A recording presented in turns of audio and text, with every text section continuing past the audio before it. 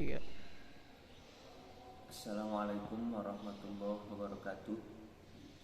Bismillah, alhamdulillah, wassalatu wassalamu ala sayyidina Muhammadin rasulillah wa ala alihi wa ashabihi wa man walah, amma ba'du. Para hadirin tabligh akbar rahimakumullah.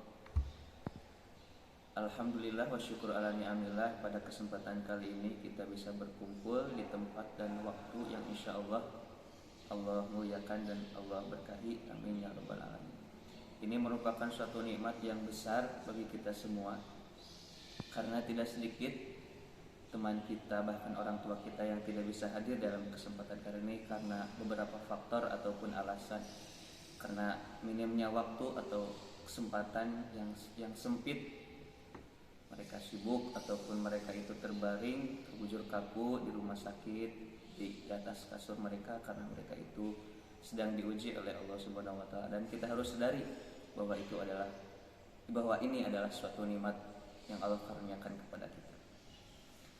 Kemudian saya diberi tema oleh panitia untuk menyampaikan sesuatu mengenai kiat-kiat menghafal Al-Qur'an dengan konsisten atau dengan istiqomah. Hadirin rahimakumullah, dalam suatu ungkapan ada al-hayatu hiyal ibadah. Kehidupan atau hidup itu adalah ibadah, di mana dalam kalimat tersebut dalam kalimat ada makna tersiratnya gitu, yaitu berupa suruhannya gitu. Jadi kita harus menjadikan seluruh kehidupan ini, semua napas ini yang kita gunakan untuk sarana ibadah. Adapun ibadah itu banyak sekali cabangnya gitu. Dari A sampai Z banyak sekali, bahkan ada di dalam kitab Riyadhus Shalihin ya menjelaskan bahwa banyak jalan-jalan kebaikan. Nah, salah satunya itu dengan berinteraksi dengan Al-Qur'an gitu. Salah satunya itu dengan menghafalnya gitu. Atau dalam istilah lain tahfidul Qur'an gitu. Dalam kesempatan kali ini saya akan menyampaikan mengenai kiat-kiat menghafal Quran dengan konsisten. Ya, meskipun saya sendiri bukan seorang yang sudah hafal 30 juz ya, juz 30 pun ya agak tahu gitu. Tapi mari kita sama-sama lah untuk bisa mengoptimalkan diri dalam ibadah. Nah, yang pertama kiat-kiatnya itu meluruskan niat. Jadi sebelum kita menghafal Al-Quran gitu, kita harus meluruskan niat dulu. Untuk apa kita tahfidul Quran gitu? Apakah karena Allah untuk ibadah atau hanya untuk ria gitu. Kalau niat kita ria ya ketika tidak ada yang melihat ya berhenti, ya itu yang dinamakan tidak konsisten. Kalau diniatkan dengan ibadah ya insya Allah, maka ada yang melihat ada yang tidak pun kita tetap menghafal Al-Quran karena niatnya karena Allah, karena ibadah. Kemudian meneguhkan keyakinan.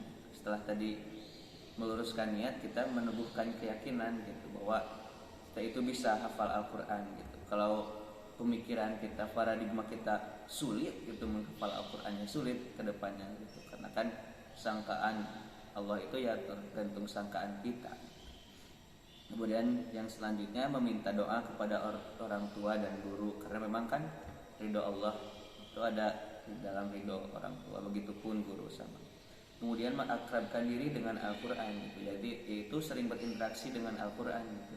Kalau pengalaman pribadi saya gitu, dulu ketika menghafal ya caranya itu dengan membaca sekaligus mendengarkan gitu.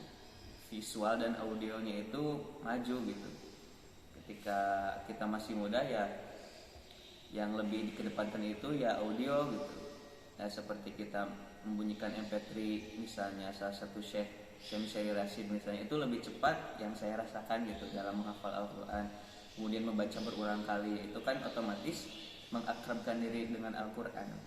Kemudian yang selanjutnya menyetorkan hafalan kepada guru yang kompeten gitu. Nah, setelah kita hafal, agar kita semakin terpacu, kita juga harus bisa atau harus menyetorkan hafalan tersebut kepada guru yang kompeten, tentunya tidak serta-merta guru yang kita setorkan gitu. Jadi gurunya itu yang harus yakin gitu, gurunya itu yang dobit gitu.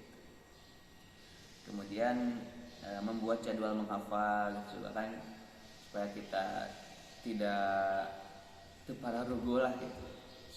supaya terjadwal gitu tahfidnya, kita juga harus membuat jadwal menghafal gitu. Misalnya setelah duhur berapa ayat, setelah asar berapa ayat gitu. Kita kan akan terdorong otomatis dalam jadwal tersebut. Kemudian berteman dengan orang soleh. Nah ini yang penting gitu. Jadi berteman orang soleh. Jadi lingkungan itu albiah itu sangat berpengaruh dalam kehidupan kita. Dan dalam doa kunut kita membacanya Allahumma hdini fiman hadait gitu. Jadi artinya ya Allah gitu, berilah aku petunjuk beserta orang-orang yang Engkau beri petunjuk. Itu artinya kita memohon kepada Allah gitu agar senantiasa kita hidup itu dibarengi, itu disertai gitu, bersama orang-orang yang soleh gitu. Kalau kita beserta orang-orang yang jahat ya otomatis akan keikut gitu ke dalam kategori orang jahat tersebut. Kalau kita yang mengelilingi kita itu para ustadz, para kiai, ya insya Allah kita pun akan terdorong untuk melakukan kebaikan, salah satunya tahfidz. Kemudian bersabar atas ujian saat menghafal ya gitu. Kita ngantuk, kita capek, kita lelah, bahkan sempitnya waktu pun kita harus bersabar gitu. Itu ya merupakan salah satu ibadah kepada Allah gitu. Kemudian kita pun harus bersabar gitu. Nah, dia dapat disimpulkan gitu. Kiat-kiat menghafal Al-Quran itu meluruskan niat, meneguhkan keyakinan, meminta doa kepada orang tua dan guru, kemudian mengakrabkan diri dengan Al-Quran, menyetorkan hafalan kepada guru yang kompeten, membuat jadwal menghafal, berteman dengan orang-orang yang saleh, bersabar atas ujian saat menghafal. Nah, itu pun bisa menjadi kiat-kiat menghafal Al-Quran dengan konsisten. Konsisten itu istiqomah gitu. Jadi ibadah itu diperhitungkan ketika kita konsisten gitu. Kalau kita konsisten, kita istiqomah, ya baru gitu kita bisa menjadi mukmin yang najih, mukmin yang sukses. Kemudian terakhir, menjadi penghafal Al-Quran itu harus memiliki prinsip yang teguh untuk menjaga hafalan dan menambah hafalan tentunya. Sebab tak ada kesuksesan dapat dilandasi konsisten gitu. Jadi kalau kita mau sukses dalam bidang apapun, dalam segala apapun, harus konsisten, harus istiqomah gitu. Nah, kemudian kita berdoa kepada Allah Subhanahu wa taala, mudah-mudahan Allah senantiasa memberikan petunjuknya kepada kita, memberi kita rahmat, hidayah, taufiknya kepada kita, amin ya rabbal alamin. Ya mungkin hanya itu yang dapat saya sampaikan. Mohon maaf atas segala kesalahan dan kekurangan. Terima kasih atas segala perhatiannya. Wallahu muwaffiq ila aqwamit thoriq. Wassalamualaikum warahmatullahi wabarakatuh.